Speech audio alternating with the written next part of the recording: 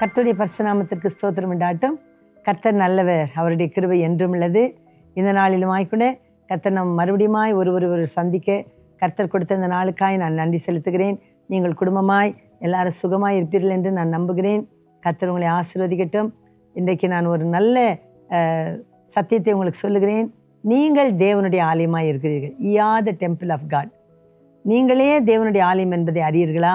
நீங்கள் கிரியத்துக்கு கொல்லப்பட்டீர்களே என்று சொல்லி நாம் 1 கொரிந்தியர் 6ஆம் அதிகாரத்தில் நாம் வாசிக்கிறோம். நாம் கிரியத்துக்கு கொல்லப்பட்டவர்கள், நாம் தேவனுடைய ஆலயமாய் இருக்கிறோம். நாம் இதில் வாசிக்கும் பொழுது, வெளிப்படுத்தின விசேஷத்திலே நாம் வாசிக்கும் பொழுது ஆண்டவர் சொல்கிறார், வெளிப்படுத்தல் 21:3 வாசிக்கிறோம். மேலும் பரலோகத்திலிருந்து உண்டான பெரும் சத்தத்தை கேட்டேன். இதோ மனுஷர்களிடத்திலே தேவன் வாசஸ்தலம் இருக்கிறது. அவர்களிடத்தில் அவர் வாசமாயிருப்பார். அவர்களும் அவருடைய ஜனமாய் இருப்பார்கள். தேவன் தாமே அவர்களோடு கூட இருந்து அவர்களுக்கு தேவனாய் இருப்பார்.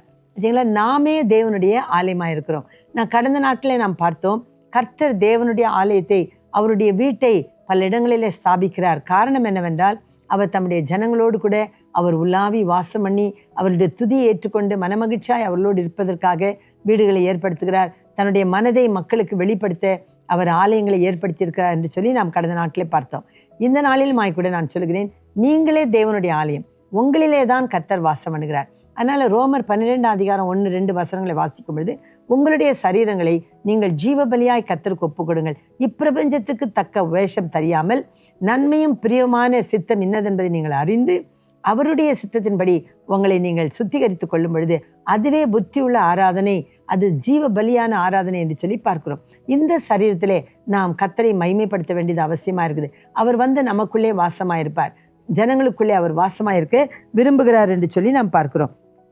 தேவன் ஆதியிலே நாம் வாசிக்கும் பொழுது அவர் சீனாய் மலையிலே அவர் வாசம் பண்ணினார் என்று சொல்லி பார்க்கிறோம். சீனாய் மலையில இருக்கிறதுனால அந்த ஆண்டவர் என்ன சொல்கிறார், நீங்கள் எல்லாரும் உங்களை சுத்திகரித்து கொள்ளுங்கள். 3 நாளைக்கு, அதாவது யாத்ராமம் 19:10-11 நாம் வாசிக்கிறோம். யாத்ராம் எக்ஸோடஸ் 19:10-11 அதில் பார்க்கும் பொழுது, பின்னும் கர்த்தர் மோசேயை நோக்கி, நீ ஜனங்களிடத்தில் போய் இன்றைக்கும் நாளைக்கும் அவர்களை பரிசுத்தப்படுத்து, தங்கள் வஸ்திரங்களை தோய்த்து 3ஆம் நாளைக்கு ஆயத்தமாக இருக்க கடவுள். 3ஆம் நாளிலே கர்த்தர் சகல ஜனங்களுக்கும் பிரதிட்சமாக சீனாய் மலையிலே இறங்குவார் என்று சொல்லி நாம் பார்க்கிறோம். அப்போ கர்த்தர் சீனாய் மலையிலே இறங்கி அங்கே இருந்து பேசி கொண்டிருந்தார். ஆனால் அது அவருக்கு விருப்பம் இல்லை, சீனாய் மலையில் இருப்பது. அவர் சொல்லுகிறார், நான் உங்கள் மத்தியிலே உலாவி உங்களுக்கு நான் தேவனாக இருக்க வேண்டும், உங்களுக்குள்ளே நான் வாசமாக இருக்க வேண்டும் என்று சொல்லிதான் அவர் என்ன பண்ணுகிறார், அதை விட்டு அவர் யாத்ராம் 25ஆம் அதிகாரத்தில் நான் வாசிக்கிற 8ஆம் வசனத்தில், நீ ஜனங்களிடத்துக்கு சொல்லி எனக்காக ஒரு வாசஸ்தலத்தை உண்டாக்கு, நான் உங்கள் மத்தியில வந்து வாசம் பண்ணுவேன் என்று சொல்லுகிறார். ஆண்டவர் நம்முடைய மத்தியில வந்து வாசம் பண்ண அவர் விரும்புகிறார். அதற்காக அவர் என்ன செய்கிறார், நமக்கு நம் மத்தியிலே வாசம் பண்ணுவதற்காக அவர் விரும்புகிறார். ஆனால் இன்னும் பிற்காலங்களிலே பார்க்கும் பொழுது ஆண்டவர் நம்முடைய சரீரத்தையே அவருடைய ஆலயமாக விரும்புகிறார். கிரியத்துக்கு கொல்லப்பட்ட சரீரமாய் நம்முடைய ஆலயத்தை நம்முடைய சரீரத்தை அவர் ஆலயமாய் கொள்ள விரும்புகிறார். இது ஒரு பெரிய ஆச்சரியமான விஷயம். பாருங்க, நம்ம வேதத்தில் வாசிக்கும் பொழுது அவர் ஆலயத்தை, வாசஸ்தலத்தை எப்படி உண்டாக்கினார் என்று சொல்லி பார்த்தால், பிரகாரம், பரிசுத்த ஸ்தலம், மகா பரிசுத்த ஸ்தலம் என்றதான 3 வகைகளிலே அவர் தேவனுடைய ஆலயத்தை ஸ்தாபித்தார்கள். அதை நாம் பார்க்கும் பொழுது நம்மளுடைய சரீரம் கூட அப்படிதான் உண்டாக்கப்பட்டிருக்குது. நம்முடைய சரீரம் பிரகாரம், அதில் பலிபீடமும் வெண்கல தொட்டியும் வைக்கப்பட்டிருக்கு. அப்போ வெண்கல தொட்டியிலே உள்ளே போகிறவர்கள் தங்கள் கை கால்களை கழுவி கொண்டு உள்ளே போகும். அதே போல் நம்முடைய சரீரம் ஞானஸ்நானம் என்றதான ஒரு பரிசுத்த ஒரு கிரியையினால் நம்முடைய சரீரம் சுத்திகரிக்கப்படுகிறது. அதுதான் வெண்கல தொட்டி. அதை நாம் பிரகாரமாகிய சரீரத்தில் வைத்திருக்கிறார். அடுத்தது பிரகாரத்திலே பலிபீடம் இருக்குது. பலிபீடத்திலே ஜீவ பலிகளை அவர்கள் அர்ப்பணித்தார்கள் என்று சொல்லி பார்க்கும். ஆடு மாடுகள் எல்லாம் கொண்டு வந்து அதே போல் நம்முடைய சரீரம், அதை நான் உங்களுக்கு சொன்னது போல் ரோமர் 12:1 பார்க்கிறோம், நம்முடைய சரீரங்களை ஜீவ பலியாய் கர்த்தருக்கு பிரியமான சுகந்த வாசனையாக பலியாக நம்முடைய சரீரங்களை ஒப்பு கொடுக்க வேண்டும். இப்பிரபஞ்சத்துக்கு ஒத்த வேஷம் தெரியாமல் நம்முடைய சரீரத்தில் ஒரு பலிபீடம் இருக்கிறது. அது என்ன என்றால், தேவனுக்கு நம்மை அர்ப்பணிக்கிறதான அந்த அர்ப்பணம். சுயம் செத்து போகிறது, என்னுடைய விருப்பம் இல்லை, தேவனுடைய விருப்பம் நிறைவேறட்டும் என்று சொல்லி நம்முடைய சரீரத்தை நாம் கர்த்தருக்கு ஒப்பு கொடுக்கிறோம். இதில் உலக பிரகாரமான காரியங்கள் இல்லாமல் தேவனுக்கு பிரியமும் நன்மையுமான பரிபூர்ண சித்தம் எதுவோ அதை நாம் நம்முடைய சரீரத்தில் நம்முடைய வாழ்நாளில் நிறைவேற்றும் பொழுது நாமே தேவனுடைய ஆலயமாக இருக்கிறோம். ரெண்டாவது பரிசுத்த ஸ்தலத்தை பார்க்கிறோம். தேவனுடைய ஆலயத்தில் பரிசுத்த ஸ்தலத்திலே தூபபீடம் மத்தியில் வைக்கப்பட்டிருக்கும். வலது பக்கத்தில் விளக்கும், இடது பக்கத்தில் அப்பபீடமும் வைக்கப்பட்டிருக்கும். சமூக தப்பங்கள் 12 அப்பங்களை 6 அப்பங்களாக அவர்கள் வைப்பார்கள். இதெல்லாம் பரிசுத்த ஸ்தலத்தில். நம்முடைய பரிசுத்த ஸ்தலம் என்றால் நம்முடைய சரீரத்தில் ஆத்மா தான் பரிசுத்த ஸ்தலமாக இருக்குது. நமக்குள்ளே ஒரு ஆத்மா இருக்குது. ஆவி, ஆத்மா, சரீரம் தான் ஒரு மனுஷன். அதே போல் நம்முடைய ஆத்மா தான் பரிசுத்த ஸ்தலமாக இருக்குது. இந்த பரிசுத்த ஸ்தலத்தில் முதலாவது என்ன இருக்க வேண்டும்? தூப பீடம் அது இருக்க வேண்டும். ஏனென்றால் உடன்படிக்கை பெட்டிக்கு முன்பாக தூப பீடம் வைக்கப்பட்டிருக்கும். உடன்படிக்கை பெட்டி மகா பரிசுத்த ஸ்தலத்தில் இருக்கும். அதற்கு முன்பாக தூப பீடம் இருக்குது. இங்கே தூபம் போடும் பொழுது அது அந்த உடன்படிக்கை பெட்டிக்கு போக வேண்டியதாக இருக்குது. அப்பொழுது தூபம் என்று சொன்னால் நம்முடைய ஆத்மாவிலே எப்பொழுதும் கர்த்தரை துதிக்கிற துதி நிறைந்திருக்க வேண்டும். அதுதான் தூப பீடம். அந்த தூப பீடத்திலிருந்து நாம் கர்த்தருக்கு துதிகளை ஏறெடுக்க வேண்டியதாக இருக்குது. ரெண்டாவதாக வலது பக்கத்தில் விளக்கு. அது 8.5 அடி உயரத்தில் அந்த விளக்கு இருக்குமா. ஒரு மனுஷன் 6 அடி 6.5 அடி இருக்கலாம். ஆனால் விளக்கு 8.5 அடி உயரத்தில் ஏன் இருக்குதுன்னு சொன்னால் எல்லா மனுஷனுக்கும் அது வெளிச்சம் காட்ட வேண்டும்.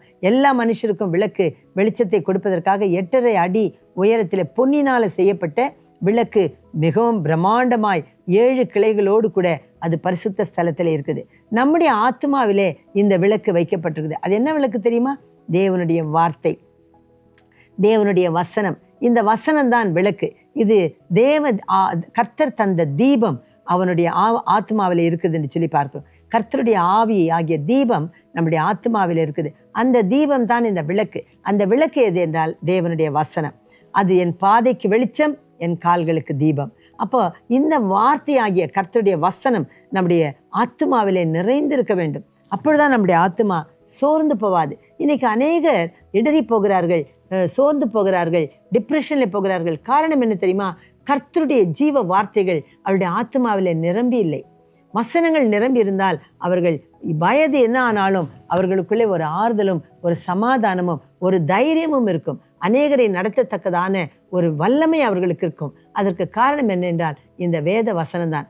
இது நம்மளுக்கு ஜீவ அப்பமாய் இருக்கிறது, ஆவியும் ஜீவனமாய் இருக்கிறது.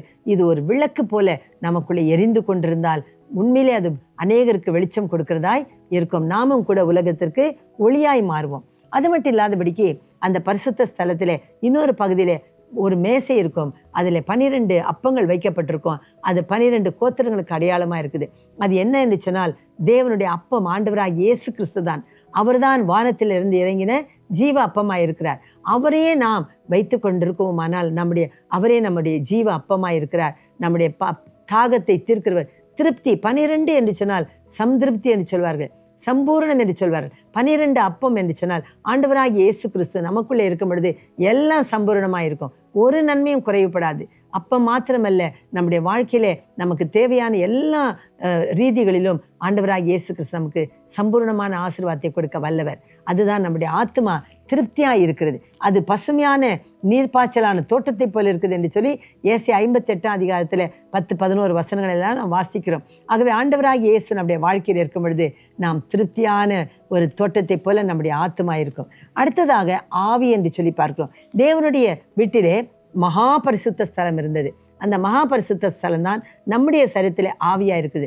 அது தேவனுடையது. தேவன் தந்த ஆவி நமக்குள்ளே இருக்குது.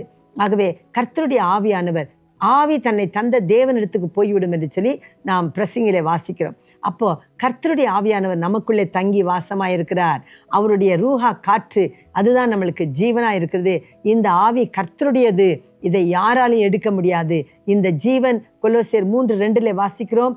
நம்முடைய ஜீவன் கிறிஸ்துவுக்குள்ளே தேவனோடு கூட மறைந்திருக்கிறது. கிறிஸ்துவோடு கூட தேவனுக்குள் மறைந்திருக்கிறது.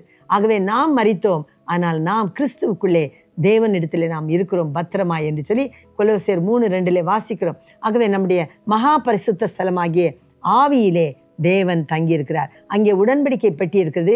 உடன்படிக்கை பெட்டிக்குள்ளே 10 கற்பனை இருக்கிறது. அது மட்டும் இல்லாதபடிக்கு பொற்பாத்திரத்தில் மன்னா இருக்கிறது. ஆரோனுடைய தளிர்த்த கோல் இருக்கிறது. இதுதான் உடன்படிக்கை பெட்டிக்குள்ளே இருக்கிற காரியம். அதே போல் நம்முடைய ஆவியாகிய அந்த உடன்படிக்கை பெட்டி கர்த்தரோடு கூட நாம் வைத்திருக்கிறதான உடன்படிக்கை என்ன?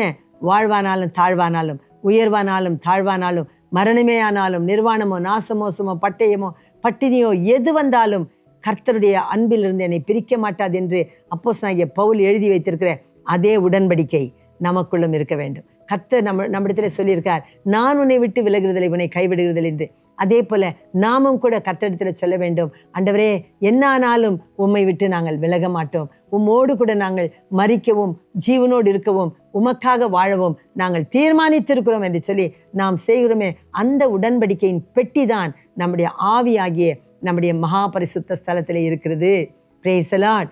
நாம் கர்த்தருடைய ஆலயமாய் இருக்கிறோம். அதற்குள்ளே ஆண்டவர் பொற்பாத்திரத்தை வைத்திருக்கிறார். அந்த பொற்பாத்திரம் நம்முடைய விசுவாசம். அந்த விசுவாசத்தில் தேவன் அவருடைய மன்னாவை வைத்திருக்கிறார். மறைக்கப்பட்ட மன்னா ஆண்டவராகிய இயேசு கிறிஸ்து தான். அவர் பேரில் நாம் வைத்திருக்கிற விசுவாசம் அசையாத விசுவாசம். அது பத்திரமாய் இருக்கும்.